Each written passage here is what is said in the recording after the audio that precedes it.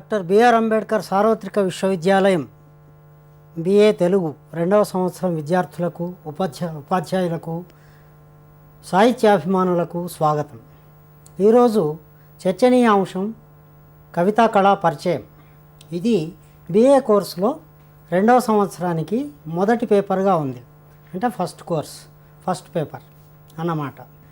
కవితా కళా పరిచయం అనే ఈ టాపిక్లో పాల్గొనడానికి ఈరోజు మన ముందుకు ఇద్దరు ప్రముఖులు సాహిత్యవేత్తలు విచ్చేసి ఉన్నారు.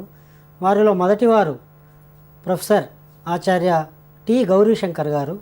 వీరు తెలుగు విశ్వవిద్యాలయం రిజిస్ట్రార్గా పనిచేస్తున్నారు. మంచి సాహితీపరులు, సాహిత్య విమర్శకులు, మంచి కవి, అపారమైనటువంటి సాహిత్య అనుభవం ఉన్నటువంటి మనీష్. రెండవ సాహితీపరుడు టి శ్రీనివాస్ గారు. వీరు మన విశ్వవిద్యాలయంలో సీనియర్ తెలుగు కౌన్సిలర్, 10 ఏళ్ల పైబడిన అనుభవం ఉన్నవారు. పత్రికా రంగంలో అపారమైన విశేషమైన అనుభవం గడించి జర్నలిస్టుగా పనిచేస్తున్నారు. కవి, విమర్శకుడు, ఉత్తమమైనటువంటి సాహిత్య అధ్యయనం చేసిన మనీష్. ఈ ఇద్దరిని ఈ కార్యక్రమానికి ఆహ్వానిస్తున్నాను. ముందుగా చివరి నుంచి వద్దాము. ప్రయోగ కవిత్వం గురించి తిరునగర్ శ్రీనివాస్ గారు, మీరు మనం పాఠ్యాంశంలో చెప్పింది మీరు కొంచెం మా విద్యార్థులకి చెప్పండి. ఆచార్య రావికంటి వసునందన్ గారు చెప్పినట్టుగా ప్రయోగ కవిత్వం అంటే కొత్తగా దేనైనా సృష్టించేటువంటి ప్రయత్నం చేయడం. మన వాళ్ళు ప్రయోగాలకు సంబంధించి ఎంతో ప్రాధాన్యతనిచ్చారు. అయితే ఇతర సాహిత్యాల నుంచి మనకు వచ్చినటువంటి ప్రయోగాలు ఎక్కువగా ఉన్నాయి. ప్రయోగం అంటే కొత్త దాన్ని మనం సృష్టించడం అని చెప్పుకున్నాం. మన సాహిత్య ప్రక్రియల్లో ప్రయోగానికి విశిష్టమైనటువంటి స్థానం ఉంది. ప్రయోగానికి సంబంధించి మనకు ఇచ్చినటువంటి పాఠ్యాంశాల్లో రుబాయిలు, గజళ్ళు అనేటువంటి 2 వాటిని మనం తీసుకోవడం జరిగింది. రుబాయిలు అనేటువంటివి పార్సీ, ఉర్దూ భాషల నుంచి మనకు వచ్చినటువంటి కవితా ప్రక్రియలు. తెలుగులో రుబాయిల్ని ఎక్కువగా రాసినటువంటి కవుల్లో దాశరథి గారిని మనం చూస్తాం. తర్వాత గజళ్లకు సంబంధించి మహాకవి, జ్ఞానపీఠ అవార్డు గ్రహీత డాక్టర్ నారాయణ రెడ్డి గారిని మనం చూస్తాం. రుబాయిలు ముఖ్యంగా ఉర్దూ, పార్సీ యొక్క స్పర్శతో మన తెలుగులోకి వచ్చినటువంటి కావ్యాలుగా చెప్పొచ్చు. ఉర్దూలో రుబాయిల్ని ఎక్కువగా రాసినటువంటి కవిగా ఉమర్ ఖయ్యామ్ను మనం చూస్తాం. దాశరథి గారు తెలుగులో రాసినటువంటి రుబాయిల్లో ఎక్కువగా సామాజిక స్పర్శ ఉంటుంది. సామాజిక స్పర్శ అంటే సంఘంలో జరుగుతున్నటువంటి అనేక విషయాల్ని కవిత్వీకరించేటువంటి ప్రయత్నం ఆయన చేశారు. ముందుగా మనం దాశరథి గారి గురించి మనం తెలుసుకోవాలి. దాశరథి గారు, ఆయన పూర్తి పేరు దాశరథి కృష్ణమాచార్యుల వారు. ఆయన సాధారణంగా కవిగానే కాకుండా స్వాతంత్ర సమరయోధుడుగా, ఇంకా అనేక రకాలుగా ఉద్యమాలతో సంబంధాలు కలిగినటువంటి కవిగా కూడా ఆయన్ని మనం చూస్తాం. అయితే మన పాఠ్యభాగానికి సంబంధించినంత వరకు రుబాయిల్లో ఎక్కువగా ఉండేటువంటి నియమాల్ని మనం తెలుసుకోవాలి. రుబాయిలు ఎక్కువగా ఏమనుకున్నాం మనం, సామాజిక స్పర్శతో ఉంటాయి అనుకున్నాం. అదేవిధంగా ఎక్కువగా నేటివిటీ, మన ప్రాంతీయతను కలిగి ఉంటాయని చెప్పుకున్నాం. మనకిచ్చినటువంటి పాఠ్యాంశాల్లో సుమారుగా 10 రుబాయిలు మనకు ఉన్నాయి. ఈ 10 రుబాయిల్లో దాశరథి గారు చెప్పింది ఏమిటి అంటే, ఎక్కడో ధనాన్ని చూసి ఆశపడకు, ధనం ఎక్కడో లేదు, ధనం యొక్క కలిమి, బలిమి ఇవన్నీ ఎక్కడ ఉంటాయంటే మనసుల యొక్క అంతరాల్లో ఉంటాయి. ఆ అంతరాల్ని పట్టి చూసినప్పుడే మనకు అవి తెలుస్తాయి అని చెప్పారు. రుబాయిల్లో ప్రత్యేకంగా పాదనియమం అంటూ ఏమీ ఉండదు. దీంట్లో మనం తెలుసుకోవాల్సింది ఏంటంటే, దాంట్లో ఉన్నటువంటి అంతఃసూత్రం. మనం ఒక అల్లిక, ఒక దారంలో, ఒక దండలో ఒక దారంలాగా అది సాగిపోతూ ఉంటుంది. ఇవి రుబాయిలకు సంబంధించినటువంటివి. దాశరథి గారిని గురించి తెలుసుకోవాలన్నప్పుడు మనకు ఒక ప్రత్యేకమైనటువంటి విషయాన్ని మనం ఇక్కడ చర్చించుకోవాలి. నిజాం పోరాటంలో ఆయన పాల్గొన్నటువంటి కవి. ఆయన గురించి మనం తెలుసుకునేప్పుడు ఆయన పద్యం మనకు ఒకటి గుర్తుకొస్తుంది. ఓ నిజాము పిశాచమా, కానరాడు నిన్ను బోలిన రాజు మాకెన్నడేని అంటూ ధైర్యంగా ఎదిరించి పోరాడినటువంటి కవియోధుడుగా దాశరథి గారిని చెప్పుకోవచ్చు. ఇది ఎందుకు చెప్తున్నామంటే, రుబాయిల్లో కూడా ఆయన ఇలాంటి వాటినే ప్రతిఫలింప చేశారు. ఈ రుబాయిల్లో ఎక్కువగా మనకి సామాజిక స్పర్శతో పాటు మనకున్నటువంటి అనుబంధాల యొక్క స్పర్శను కూడా ఆయన మనకు చూపెడతారు.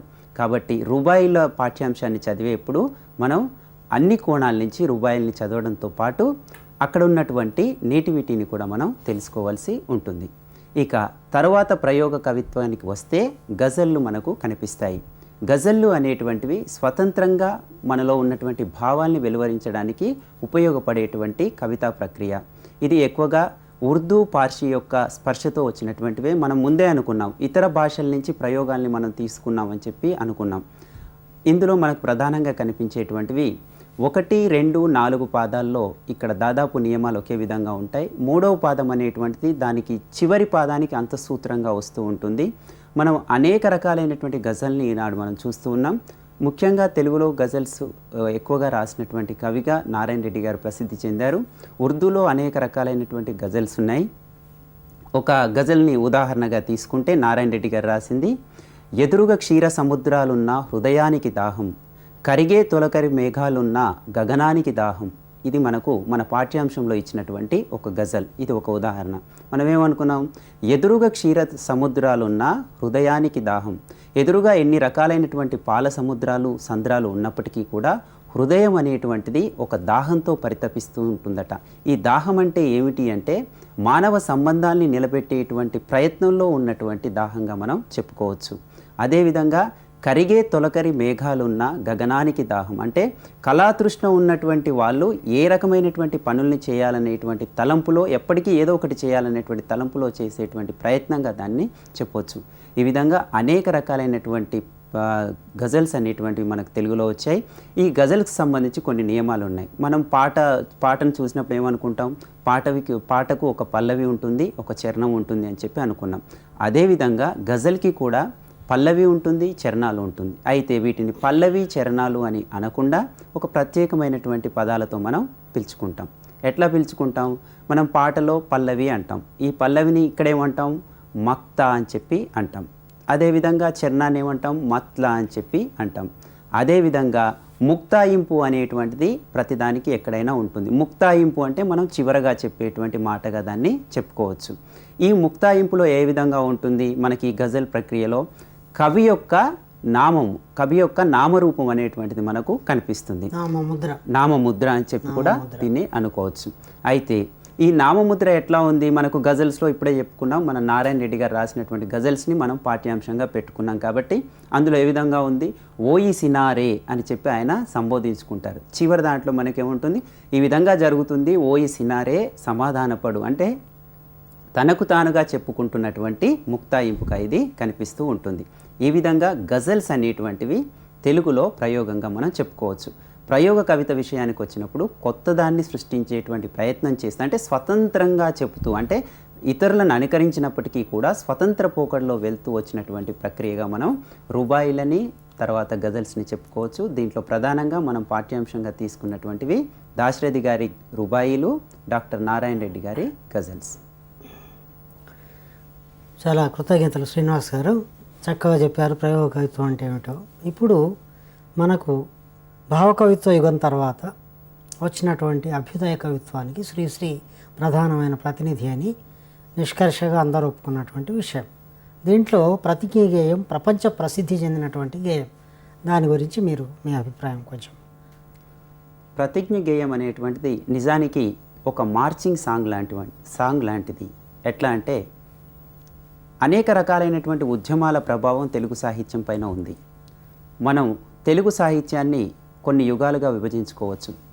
పురాణ ఇతిహాసాలకు సంబంధించిన కవిత్వాన్ని వదిలేస్తే తర్వాత వచ్చినటువంటి వాటిలో భావకవిత్వం, తర్వాత అభ్యుదయ కవిత్వం, ఇలాంటి అనేక పోకడలు వచ్చాయి.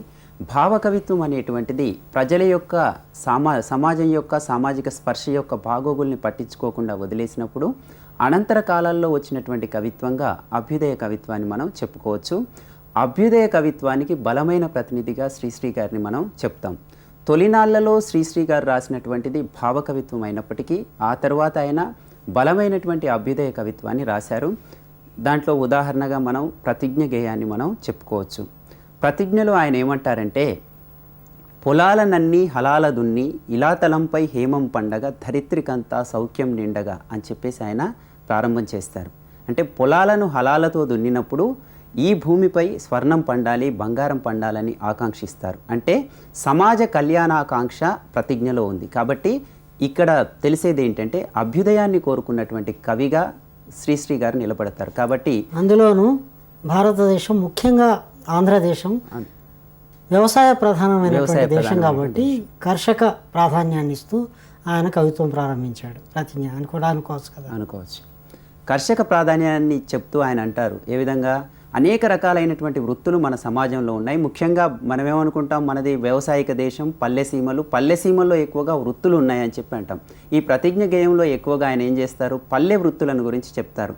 అక్కడ ఏమంటాడు, రంపం, కొడవలి, నాగలి అని చెప్పి చెప్తూ ఉంటాడు. అంటే ఇన్ని రకాల వృత్తులు ఏ విధంగా ఉన్నాయో ఈ వృత్తులన్నీ కూడా చక్కగా ఉండి నడవాలని చెప్పేసి ఆయన ఆకాంక్షిస్తారు.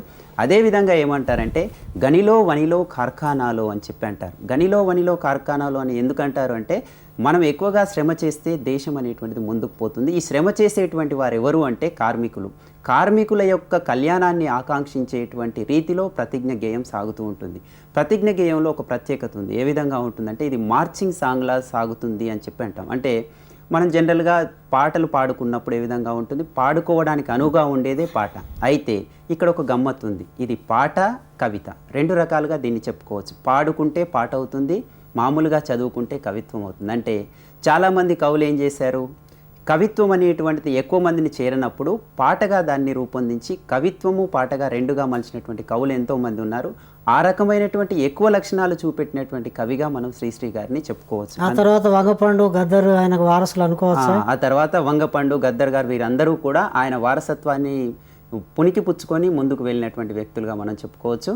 అయితే ఈయన ఏమంటారు, మనం అదేవిధంగా ఏమంటారు, నేను సైతం ప్రపంచాగ్నికి సమిధనొక్కటి ఆహుతిచ్చాను అని చెప్పి శ్రీశ్రీ గారు బలమైనటువంటి కవిత్వ ప్రతినిధిగా మనకు కనిపిస్తారు. ఆయన ఏమంటారు, ఈ యుగం నాది అని సగర్వంగా చెప్పుకున్నటువంటి కవిగా శ్రీశ్రీ గారిని మనం చెప్పుకోవచ్చు. ఈ యుగం నాది అని సగర్వంగా ఒక కవి చెప్పుకున్నాడు అంటే తన బలమైనటువంటి ముద్రను తన యొక్క కవితా స్పర్శతో సాహిత్యంపై వేసినటువంటి వ్యక్తిగా ఆయన్ని చెప్పొచ్చు. ముఖ్యంగా ప్రతిజ్ఞ గేయంలో ఎక్కువగా మనం పాఠ్యాంశాన్ని బట్టి తెలుసుకోవాల్సింది ఏమిటి అంటే కార్మికులు, కర్షకులు, ప్రజలు వీరందరూ కూడా తమ శ్రమకు అనుగుణమైనటువంటి ఫలితాన్ని పొందాలి. శ్రమ యొక్క ఫలితం ఎవరైతే పొందుతారో అక్కడ దేశం బాగుంటుంది, అక్కడ పచ్చదనం ఉంటుంది, అక్కడ అదే విధమైనటువంటి సమాజం యొక్క కళ్యాణాకాంక్ష ఉంటుంది అని చెప్పినటువంటి బలమైనటువంటి కవితా ఖండిక శ్రీశ్రీ గారి ప్రతిజ్ఞగా దీన్ని మనం చెప్పొచ్చు. బాగుంది. ముందులే మంచి కాలం ముందున అందరూ సుఖపడాలి నందనందన అని పాట ఉంది కదా. అంటే ఇలాంటి భావమే, అందరూ సుఖపడాలి, సమాజ కాంక్షే అభ్యుదయ కవిత్వం. కాబట్టి ప్రతిజ్ఞ వల్ల మనకు తెలిసేటువంటి విషయం ఏంటి అంటే బలమైనటువంటి అభ్యుదయ కవిత్వానికి బలమైనటువంటి ప్రతినిధిగా శ్రీశ్రీ గారు నిలబడ్డారని చెప్పడానికి ఉపయోగపడేటువంటి ప్రత్యక్ష ఉదాహరణ కలిగినటువంటి కవితా ఖండికగా మనం ప్రతిజ్ఞను చెప్పుకోవచ్చు. మంచిది. తక్కినటువంటి ఇప్పుడు కొన్ని ఉన్నాయి. ఇంకా అభ్యుదయ కవిత్వం తర్వాత మనకు బాపూజీ కవిత ఒకటి ఉంది, దేశభక్తికి సంబంధించింది. కృషివలుడు దువ్వూరాం రెడ్డి గారిది, అది కర్షక కవిత్వ ప్రాధాన్యం ఉంది.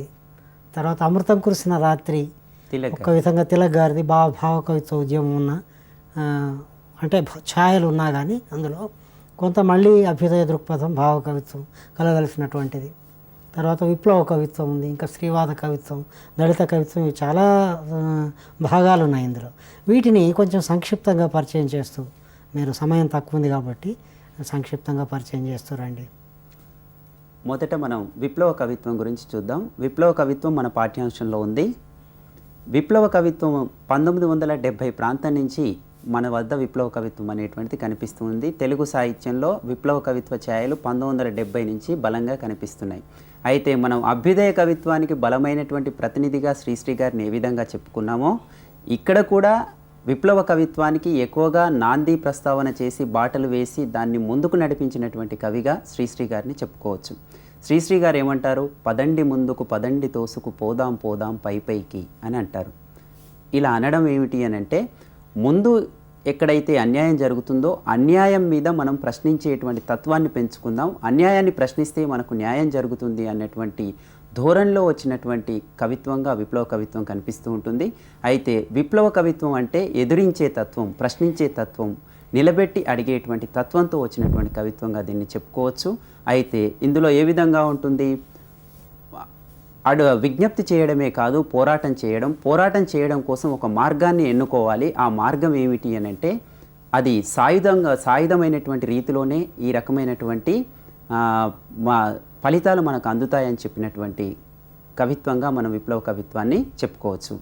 విప్లవ కవిత్వంలో మనకు అనేకమైనటువంటి ఛాయలు కనిపిస్తాయి. ముఖ్యంగా మార్క్స్ యొక్క ప్రభావంతో వచ్చినటువంటి తొలినాళ్ళలో వచ్చినటువంటి కవిత్వం అంతా విప్లవ కవిత్వంగా మనం చెప్పుకోవచ్చు. విప్లవ కవిత్వంలో ప్రధానంగా భూ సంస్కరణలు అమలు జరిగినటువంటి పద్ధతిలో వచ్చినటువంటి తొలినాటి కవిత్వంగా విప్లవ కవిత్వాన్ని చెప్పొచ్చు. భూ పోరాటాలు ఏవైతే ఉన్నాయంటే భూస్వామ్యం యొక్క పెత్తందారి విధానాలను వ్యతిరేకిస్తూ వచ్చినటువంటి తొలినాటి కవిత్వంగా విప్లవ కవిత్వాన్ని చెప్పొచ్చు. అయితే విప్లవ కవుల్లో ఎక్కువగా ప్రశ్నించే తత్వమే ఉందా అని చెప్పి మనం ఒక ప్రశ్న వేసుకోవాలి. విప్లవ కవులు ప్రశ్నిస్తూనే అందుకు సంబంధించినటువంటి సమాధానం చెప్పినటువంటి వారుగా మనకు కనిపిస్తారు. నగ్నముని, నిఖిలేశ్వర్, భైరవయ్య, చెరబండరాజు ఇలాంటి అనేక మంది కూడా తొలినాళ్లలో విప్లవ కవిత్వాన్ని రాశారు. ఆ తర్వాత వాళ్ళు దిగంబర కవిత్వాన్ని రాశారు. చివరి దశలో మళ్ళీ విప్లవపరమైనటువంటి ఛాయలతో కవిత్వాన్ని రాసినటువంటి వాళ్ళు ఉన్నారు. ముఖ్యంగా మనం శ్రీశ్రీ గారిని గురించి మనం విప్లవ కవిత్వంలో మాట్లాడుకోవాలి. శ్రీశ్రీ గారు మనకి అనగానే మనకు మొట్టమొదట గుర్తొచ్చేటువంటి కావ్యం మహాప్రస్థానం. ఆయన మరో ప్రస్థానం ఇలాంటి అనేక కావ్యాలు రాశారు. శ్రీశ్రీ గారు 1910లో విశాఖపట్నంలో జన్మించారు. ఈయన ఏం చేశారు, అనేక ఉద్యోగాలను చేశారు. చేసినప్పటికీ కవిత్వాన్ని ప్రధానమైనటువంటి వాహికగా మలుచుకొని కవిత్వమే ఒక ఉద్యోగంగా ముందుకు సాగినటువంటి కవిగా ఆయన్ని మనం చెప్పుకోవచ్చు. 1970లో శ్రీశ్రీ గారికి 60 ఏళ్ళు పూర్తయిన సందర్భంగా షష్ఠపూర్తి కార్యక్రమాన్ని ఒకచోట నిర్వహించారు. అప్పుడు ఏమైంది, అక్కడ విప్లవ కవిత్వానికి ప్రధానమైనటువంటి బీజాలు అక్కడ నాటుకున్నాయి. అక్కడ ఉన్నటువంటి సభలో ఏం చేశారు, కొన్ని కరపత్రాలు రాసి పనిచేశారు. పనిచేసినప్పుడు మీరు కవులుగా చేయాల్సినటువంటి పని ఏంటి, మీరు చేస్తున్నటువంటి మీ బాధ్యతను ఏమైనా మర్చిపోయారని కవుల్ని ప్రశ్నించినప్పుడు అనేక మంది శ్రీశ్రీ గారి మార్గాన్ని అనుసరిస్తూ కవిత్వాన్ని రాశారు. దీన్ని బట్టి చెప్పడం ఏంటంటే శ్రీశ్రీ గారు తనదైన యొక్క శైలితో పందాతో ఇతరులను ప్రభావితం చేశారు. ఆ రకంగా అనేక మంది విప్లవ సాహిత్యాన్ని రాస్తూ వచ్చారు. మనం ముఖ్యంగా ఈనాటి గద్దర్ గారిని ఇలాంటి అనేక మందిని మనం ఉదాహరణగా చెప్పుకోవచ్చు. తర్వాత ఈ కాలంలో చాలా ప్రసిద్ధమైనటువంటి ప్రక్రియ ఒకటి స్త్రీవాద కవిత్వం. ఎందుకంటే స్త్రీ సమస్యలను, వాటికి పరిష్కారాలను, వాళ్ళ యొక్క కావేశాలు కాదు కానీ ఆవేశం అంటే తాము అనుభవిస్తున్నటువంటి బాధలకు కానీ అనుభూతులకు కానీ కవితావేశం, నేను అనేది ఉట్టి మానసికమైన ఆవేశం కాదు, కవితావేశానికి అక్షర రూపం ఇచ్చినటువంటి ఉద్యమం స్త్రీవాద కవిత్వం చాలా బలంగా నడుస్తున్నది. కాబట్టి దాని గురించి మనం ఈ పాఠం ఇచ్చాం, వంటిలని అది ఇచ్చాం. మనం దాని గురించి కొంచెం చెప్పండి. స్త్రీవాద సాహిత్యం అంటే పితృస్వామ్య వ్యవస్థపై ఆ వ్యవస్థకు వ్యతిరేకంగా వచ్చినటువంటి సాహిత్యంగా మనం చెప్పుకోవచ్చు. స్త్రీల హక్కులు అణచివేతకు గురవుతున్నాయి అన్నటువంటి వాటిని చర్చిస్తూ తెలుగు సాహిత్యంలో స్త్రీవాదం అనేటువంటిది వచ్చింది. స్త్రీవాదంలో మనకు ముఖ్యంగా మన పాఠ్యాంశాన్ని బట్టి రేవతీదేవి, విమల గారు రాసినటువంటి కావ్య ఖండికలు మన దాంట్లో ఉన్నాయి. అందులో ముఖ్యంగా వంటిల్లు అనేటువంటి కవిత ఉంది. వంటిల్లు కవితలో రేవతీదేవి గారు ఎక్కువగా వంటింట్లో జరిగేటువంటి విషయాల్ని చెప్తూ వస్తారు. వంటింట్లో అమ్మ ఒక బందీగా ఉంటుంది. ఈ అమ్మ వంటింట్లో బందీగా ఎట్లా ఉంటుంది అని అంటే నాన్న యొక్క అడుగుజాడల్లో ఉంటుంది. అంటే పితృస్వామ్యం యొక్క బలమైనటువంటి ఛాయలు అనేటువంటివి స్త్రీలపై ఏ విధంగా ప్రభావితం చూపెడుతున్నాయి, స్త్రీల యొక్క హక్కులు అనేటువంటి ఎట్లా అణచివేతకు గురవుతున్నాయి అనేటువంటివి రేవతీదేవి గారి యొక్క వంటిల్లు కావ్య ఖండిక నుంచి మనం తెలుసుకోవచ్చు. అదేవిధంగా తర్వాత ఇంకొక ఖండిక కూడా మనకు విమల గారిది ఉంది. అందులో కూడా స్త్రీవాదం యొక్క బలమైనటువంటి ఛాయలు అనేటువంటివి మనకు కనిపిస్తూ ఉంటాయి. ముఖ్యంగా మనం స్త్రీవాద కవిత్వం గురించి తెలుసుకోవాల్సింది ఏంటంటే స్త్రీల హక్కులు అణచివేత గురైనప్పుడు అలా కాకుండా సమానమైనటువంటి వ్యవస్థ కావాలని స్త్రీవాద కవిత్వం ఆకాంక్షించింది. దళితవాదం అని దీని తర్వాత ఒక మంచి ఉద్యమం, అంటే ముఖ్యమైన ఉద్యమం ఉంది ఇప్పుడు. అంటే దేశీయంగా, రాష్ట్రీయంగా, తర్వాత ప్రాపంచికంగా కూడా, అంటే గ్లోబల్ కాన్సెప్ట్లో దళితవాదం ఉంది. ఇది పెద్ద టాపిక్ కాబట్టి దానికంటే ముందు శతక కవిత్వం, పద కవిత్వం అని ఒకటి మనకు మధ్యలో లింక్ ఒకటి ఉంది. అంటే ఈ భావ కవిత్వానికి, సంప్రదాయ కవిత్వానికి మధ్యలో దాని గురించి సంక్షిప్తంగా గౌరీశంకర్ గారు మీరు చెప్తే. ఇంతవరకు మనం ఈ 1000 ఏళ్ల తెలుగు కవిత్వాన్ని ప్రధానంగా ప్రాచీన సాహిత్యం, ఆధునిక సాహిత్యం అని రెండుగా మనం విభజించుకుంటే, గురజాడతో ఆధునిక సాహిత్యం మొదలైంది అని అనుకుంటే, అంతకు పూర్వమే మనకు ప్రాచీన కాలంలోనే ఈ శతక వాంగ్మయ ప్రక్రియ మనకు కనబడుతుంది. శతకం, పదము అనేటువంటి కవిత్వం, పద కవిత్వం, శతక కవిత్వం అనేది తెలుగులో చాలా ప్రాచుర్యం పొంది చాలా ప్రజలకు బాగా దగ్గరగా అయినటువంటి కవిత్వం ఈ శతక కవిత్వం, ఈ పద కవిత్వం. దీనికి సంబంధించినటువంటి విషయాన్ని మీకు పరిచయం చేయడానికి కోసమని శతక కవిత్వానికి సంబంధించి మరి దూర్జటి రాసినటువంటి 17వ శతాబ్దికి చెందిన ఈ అష్టదిగ్గజ కవుల్లో ఒకరనుకుంటున్నటువంటి ధూర్జటి రాసిన శ్రీ కాళహస్తీశ్వర శతకాన్ని మీకు పరిచయం చేయటం జరిగింది. ఆ తరువాత 18వ శతాబ్దిలో రామదాసు కంచర్ల గోపన అనేటువంటి కవి రామభక్తుడై అతను రచించినటువంటి దాశరథి శతకాన్ని మీకు పరిచయం చేయటం జరిగింది. శతకంలో ప్రధానమైనటువంటి లక్షణం ఏమిటంటే 100 పద్యాలు. శతకము అంటేనే 100 అనేటువంటి సంఖ్యను మనకు స్ఫురింపచేస్తుంది. ఇది 100 పద్యాలు. 100తో పూర్తి చేయటం అది శుభసూచకం కాకుండా, సరి సంఖ్యతో కాకుండా ఇది బేసి సంఖ్యతోని 101 పద్యాలు, ఎక్కువగా 108 పద్యాలతో ఈ శతకాలు రాసినటువంటివి మనకు బాగా కనపడతాయి. శతకంలో ప్రధానంగా ఇది మరి మార్గ ఛందస్సులో రచించబడినప్పటికీ కూడా ఈ చివరి పాదంలో మకుటం అని ఉంటుంది. కవి తన ముద్రను తెలియచెప్పడాని కోసం చివరిలో ఉండేటువంటి పాదం ప్రతి పద్యంలో అది ఆవృతమవుతూ ఉంటుంది. ఉదాహరణకి ఇప్పుడు శ్రీకాళహస్తీశ్వర శతకంలో శ్రీకాళహస్తీశ్వర, అలాగే వేమన శతకంలో విశ్వదాభిరామ వినురవేమ, అలాగే సుమతి శతకంలో సుమతి అని, భాస్కర అని, కృష్ణ అని, ఇలా ప్రతి పాదంలో చివరి పాదంలో ఈ రిపీట్ అయ్యేటువంటి దాన్ని మకుటము అని అంటాం. దళిత పదకవిత్వం గురించి. పదకవిత్వము మనకు తెలుగులో పదాలు అంటే దేశీయమైనటువంటి దేశీయ రాగాలను తీసుకుని ఈ ప్రజలకు దగ్గరగా వెళ్ళేటువంటి ఒక కవిత్వం మనకు వెలువడింది. అందులో మొట్టమొదటిగా మనకు 14వ శతాబ్ది ఆ ప్రాంతంలో అన్నమాచార్యుడు తొలి తెలుగు పదకర్తగా మనం చెప్పుకుంటాం. కొన్ని 32,000 సంకీర్తనలు రాశారంటారు. ఈ పదాలనే సంకీర్తనలు అంటాం. అది కూడా మీకు పరిచయం చేయడం జరిగింది. ఆ తర్వాత మార్మిక గేయం అని మీకు ఒకటి పరిచయం చేయడం జరిగింది. ఈ మార్మిక గేయం ఏమిటంటే ఇది కథా రహిత సాహిత్యానికి సంబంధించినటువంటి శాఖగా మనం చెప్పుకోవచ్చు. వీటిల్లో పారమార్థిక గేయాలు అని ఒక శాఖ ఉంది. ఈ పారమార్థిక గేయాల్లో తాత్విక గేయాలు, మార్మిక గేయాలు, భక్తి గేయాలని మళ్ళీ 3 శాఖలుగా చెప్పారు.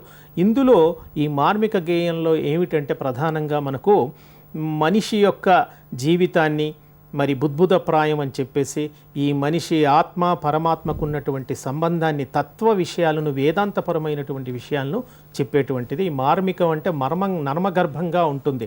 ఇందులో ఎక్కువగా ప్రతీకలు ఎక్కువగా వాడపడతాయి. అనభిజ్ఞత, ఈ 2 ప్రధానమైనటువంటి లక్షణాలు. ఇందులో మీకు పోతులూరి వీరబ్రహ్మేంద్ర స్వామి వారి శిష్యుడైనటువంటి దూదేకుల సిద్ధయ్య రచించినటువంటి ఒక మార్మిక గేయాన్ని కూడా మీకు ఇందులో పరిచయం చేయడం గారు. కృతజ్ఞతలు. ఇప్పుడు శ్రీనివాస్ గారు దళిత కవిత్వం గురించి మీరు. దళిత కవిత్వం అంటే అణిచివేతకు గురైనటువంటి వారు తమ యొక్క న్యాయమైనటువంటి కోరికల్ని తీర్చుకునేటువంటి ఉద్దేశంతో వచ్చినటువంటి కవిత్వంగా దళిత కవిత్వం చెప్పుకోవచ్చు. మన పాఠ్యభాగాన్ని బట్టి మనకి 2 కవితా ఖండికల్ని మనం ఇందులో పెట్టుకున్నాం. ఒకటి సతీష్ చంద్ర గారు రాసింది, రెండొకటి ఎండ్లూరి సుధాకర్ గారు రాసింది. ప్రధానంగా దళిత కవిత్వాన్ని గురించి ఆలోచించేప్పుడు ఒక స్థాయికి చెందినటువంటి అంటే ఒక వర్గానికి చెందినటువంటి వారి యొక్క హక్కుల్ని కావాలని అణిచివేసేటువంటి ధోరణిలో వచ్చినటువంటి ఉద్యమంగా దళిత ఉద్యమాన్ని మనం చెప్పుకోవచ్చు. మనం పెట్టుకున్నటువంటి 2 ఖండికల్లో కూడా ప్రధానంగా ఆ రోజుల్లో ఏర్పడినటువంటి అప్పటి సంఘటనలను బట్టి, అక్కడ జరిగినటువంటి అణచివేత విధానాలను బట్టి మాకున్నటువంటి హక్కులు ఇవి, మా హక్కుల్ని మీరు కాలరాయకూడదు అనేటువంటి విధానంతో వాళ్ళని ప్రశ్నిస్తూ తమ యొక్క స్థానాన్ని కాపాడుకునేటువంటి ఉద్దేశంతో వచ్చినటువంటి కవిత్వంగా మనం దళిత కవిత్వాన్ని చెప్పొచ్చు. దళిత కవిత్వానికి చాలా రోజులుగా దాదాపుగా 150 సంవత్సరాల చరిత్ర ఉంది. అయినప్పటికీ దాదాపు మన వద్ద అంటే మన తెలుగు సాహిత్యంలో 15 ఏళ్ల క్రితం నుంచి బలమైనటువంటి కవిత్వం తెలుగులో వస్తుంది. మనం పెట్టుకున్నటువంటి పాఠ్యాంశాల్లో కూడా ఎక్కువగా సామాజిక పీడన్ని నిరోధిస్తూ, సామాజిక పీడన్ని ప్రశ్నిస్తూ మనకు మంచి రోజులు రావాలని కళ్యాణాన్ని ఆకాంక్షించి వచ్చినటువంటి కవిత్వంగా దళిత కవిత్వాన్ని చెప్పొచ్చు. చాలా కృతజ్ఞతలు. చాలా సాకల్యంగా ఇంత తక్కువ సమయంలో మనం ఇన్ని విషయాలు మాట్లాడుకోవటం జరిగింది. అంటే ఒక కంప్లీట్ కోర్స్కి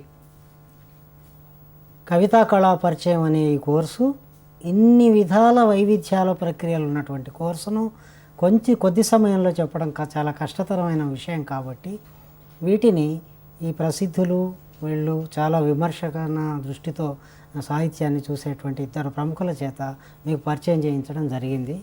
దీనికి సంబంధించి ఎలాంటి సందేహాలు, సలహాలు, అనుమానాలు ఉన్నా మీరు director AVPRC audio visual section director గారికి దూరదర్శన్ కేంద్రం కాకుండా మన ఇక్కడికి ఇది డాక్టర్ బిఆర్ అంబేద్కర్ సార్వత్రిక విశ్వవిద్యాలయం డైరెక్టర్ గారికి రాసి తెలుసుకోవచ్చు.